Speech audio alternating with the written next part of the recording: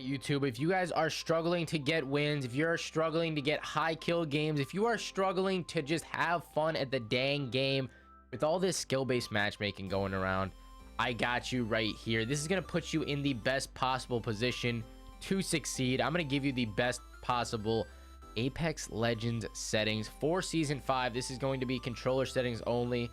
You already know we do this every single season. Here are my stats. This season so far looking pretty nice, but we got to get this KD up. We got to keep going up here. Drop your KD down below and drop the reason that you are looking up this video in general, whether, like I said, it is you're struggling to get kills, struggling to win games, or you're not having fun with the game and you feel like you could really improve. Leave that down below. I am very curious to see, and of course I'll be looking at the comments all throughout the season like I do every other season.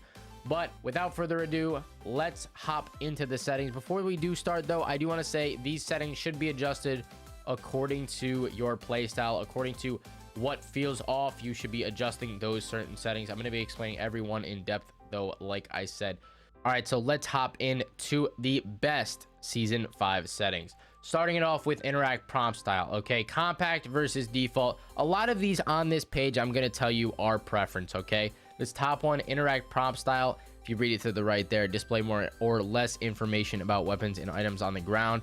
Compact is just going to be a little cleaner. Okay, if you've been playing the game for a while longer and you know the setup, you know what guns, what attachments you're looking for, then I would be using compact. But default is what I run. It's just, in my opinion, it tells me a little more about the weapon. Okay, it tells me more about what attachments I need, what is going to go on each weapon. So that is why I have that on default. Like I said again though, that is preference. Button hints I have on off. I really don't need my button hints on. Okay, a lot of people ask me what platform I play on, and if button hints is off, what this is doing, it's not going to show your buttons down here at the bottom of the screen, right?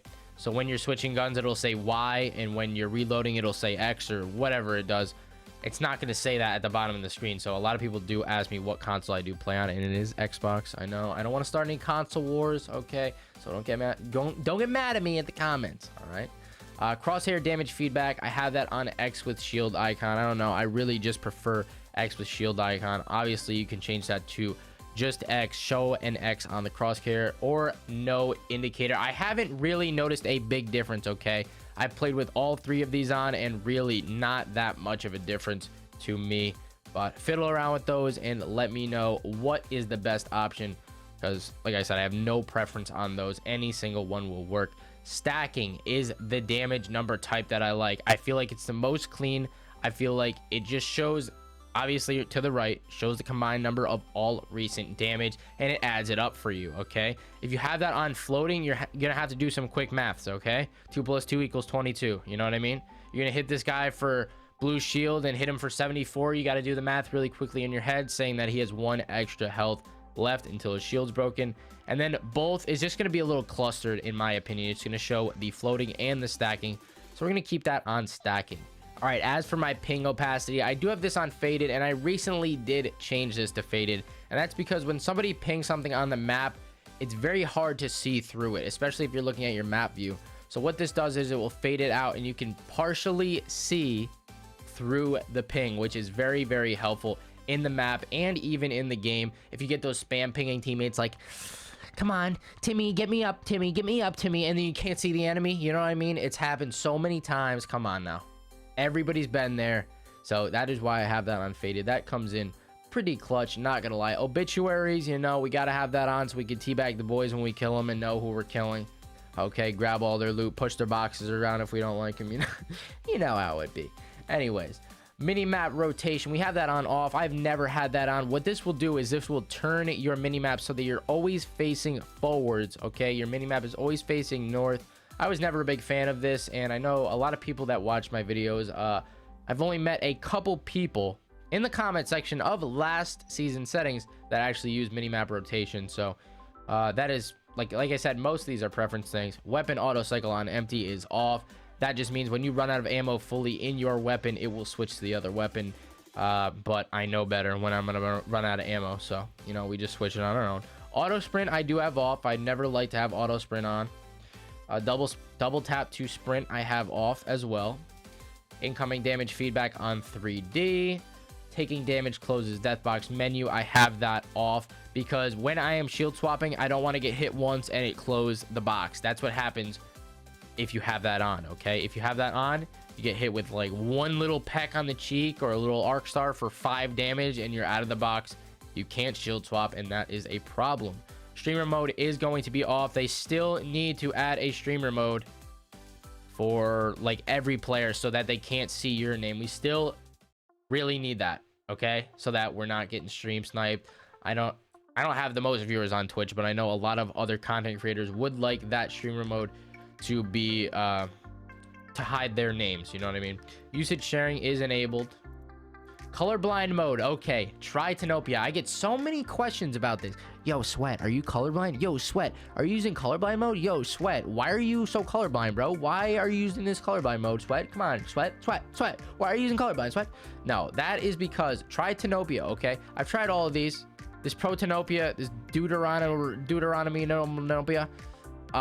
These look like Dookie, okay? The only good ones, in my opinion, is have it all the way off or have it on Tritanopia. What Tritanopia is going to do is it's going to make your reticles yellow, which is way easier to see than red. So that is why I use Tritanopia colorblind mode. I've had so many people tell me that Tritanopia is definitely the best colorblind mode, and also it makes Watson fences yellow, so it's it's clutch in my opinion.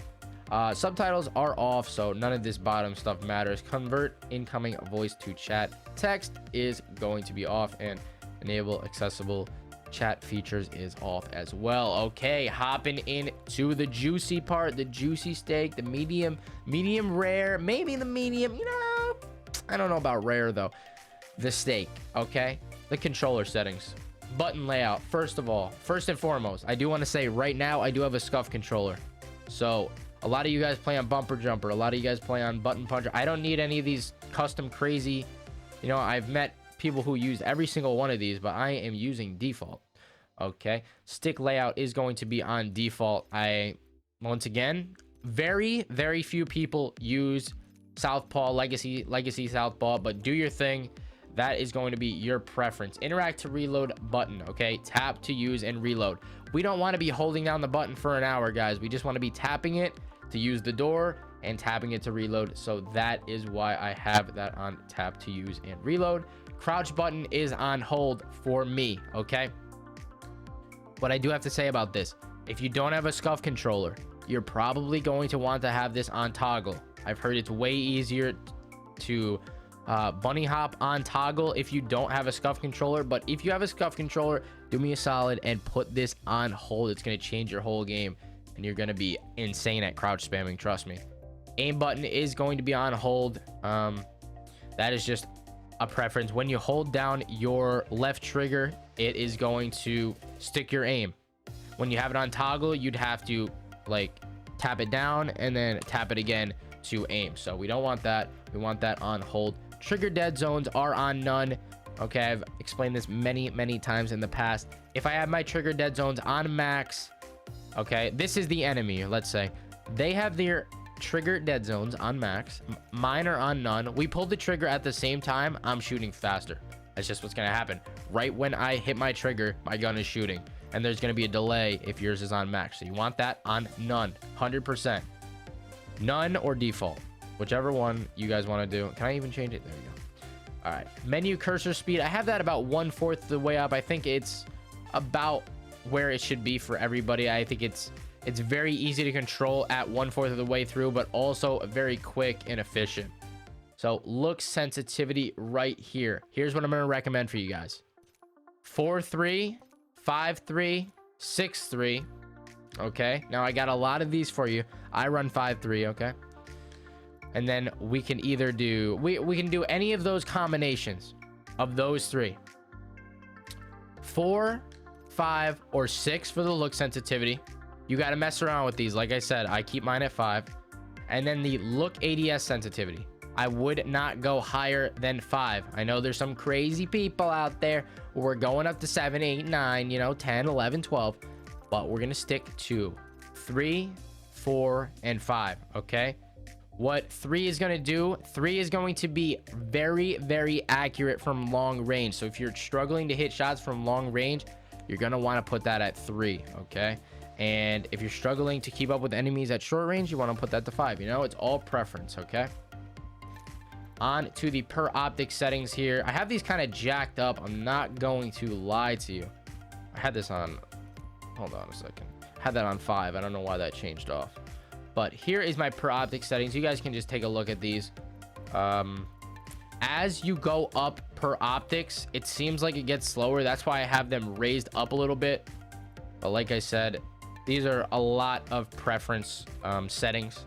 So I'm actually gonna change this to 4. What am I doing here? I'm gonna change that to 4, and then everything above the 2 times I'm gonna have that on 5. And I'm gonna change that to 5. Okay, all of these are 5 except for the 4 and the 3, and that's what we're gonna go with right there. Response curve. Okay, I have tested a couple of these in the past. You know, if you've watched any of my videos, this is gonna be very apparent. Okay, we got the classic response curve. That is what I'm running right now, and I would recommend highly, if you're running classic, to also run no look dead zone. What this is gonna do, it's gonna give you a little more of a linear type feel, and the slightest movements are going to matter a little bit more when you have it on classic and none. If you guys want to run steady, you can also do that. If you're going to run steady, I would run your look dead zone on none as well. I've heard that works well for a lot of people. Have not tried fine aim, have not tried high velocity, but I am a big attester to linear as well. Okay, so classic and linear are your 2 go-to response curves. And for look dead zone on linear, you're going to need to change that to small, or there's going to be insane dead zone drift. Okay, you don't want your controller drifting to the max. Your controller is going to be doing 360 no scopes on you if you have that on none. So we're going to change this back to classic and none. But like I said, if you're going to want to run linear, then it's going to have to be on a small look dead zone. Movement dead zone, I always have on small. It depends on your controller stick. If it's new, if it's old. If you have a raggedy ass busted stick, you're gonna have to change that to large, I'm pretty sure. But on the inverted look, we want that off. We want to be actually looking the directions that we want to be looking, not the opposite. Okay, vibration is off. I don't like that vibrating. You know, I say it every season. I want no movement on my hands while I'm playing. I just want to be, you know, just going at it. All right, advanced look controls are obviously off. If we are using these controls, advanced look controls are off. I feel like if I were to use advanced look controls, like I have in the past, I've tested them out many times, it just takes a little too long to get used to. And it also takes fine adjustments every now and then. It's never just set up the way I want to in advanced look controls. So I've messed with so many advanced look control settings trying to perfect them, and I've never gotten them down. So we're just going to keep that off and keep our settings as is. Onto the video settings, we have the brightness right in the middle. I feel like that is perfectly fine. You don't need it any higher, you don't need it any lower, except for Kings Canyon at night. Thank God that map's gone. Field of view is all the way up to 110. What 110 field of view is going to do for you, it's going to let you see more of your surroundings than if it were on 70. If you're on 70, let's just say it's going to look like you're scoping down a 3-time sight or a 2-time sight, rather than if you are on 110, you're going to be able to see all of your surroundings, and it's like using iron sights. Okay, you're going to be able to see a lot more of your surroundings. So that is why I would recommend staying anywhere in the range of 96 all the way to 110. Anywhere between there would be a good field of view. But if you're on 70 field of view, you got to change that ASAP, please. That's giving me a headache just looking at your gameplay on 70 field of view. You got to change that, buddy. Sprint view shake is going to be on minimal. You definitely don't want your screen shaking. I don't know who would prefer their screen to shake. We're gonna have that on minimal, and we're gonna discard changes. I don't know what I even changed there. I was messing with this. Audio settings do not matter whatsoever. You can copy mine or you can make your own. It is all up to you. And that is it. That is going to be the season 5 best console settings. If you did enjoy this video, make sure to subscribe and like the video, of course. And also, I do stream on Twitch. Sweatband. The link will be in the description below. But anyways, guys, I will see you in the next video. I hope you have a wonderful rest of your day, and peace out.